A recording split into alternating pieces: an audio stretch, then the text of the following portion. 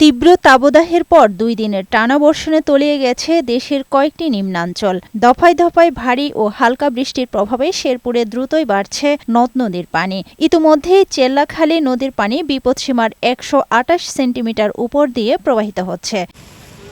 এদিকে স্থানীয় প্রশাসন বন্যার আগাম প্রস্তুতি সম্পন্ন করেছে। ত্রাণ মন্ত্রণালয়ে শুকনো খাবার ও টিন বরাদ্দ চেয়ে চিঠি দিয়েছে। টানা বর্ষণে তলিয়ে গেছে রংপুর নগরীর নিম্নাঞ্চল। এতে চরম দুর্ভোগে পড়েছে সাধারণ মানুষ। নিম্নাঞ্চল প্লাবিত হওয়ায় ব্যাহত হচ্ছে শিক্ষা কার্যক্রম। ক্লাসের ভেতরে পানি হয়, শ্রেণী পাঠদান আমাদের ব্যাহত হচ্ছে।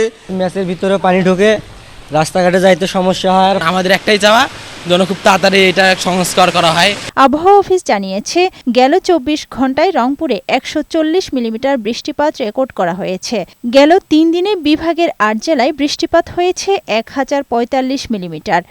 যে বৃষ্টিপাতটা এখন চলমান রয়েছে এটি আগামী ২৩ তারিখ পর্যন্ত কম বেশি থাকার সম্ভাবনা রয়েছে এবং এই সময়টাতে বজ্রপাতের ঘটনা ঘটে থাকে। এজন্য বজ্রপাতের সময় দিনে বা রাতে কখনোই বাইরে যাওয়াটা ঠিক নয়, নিরাপদ আশ্রয় থাকা উচিত।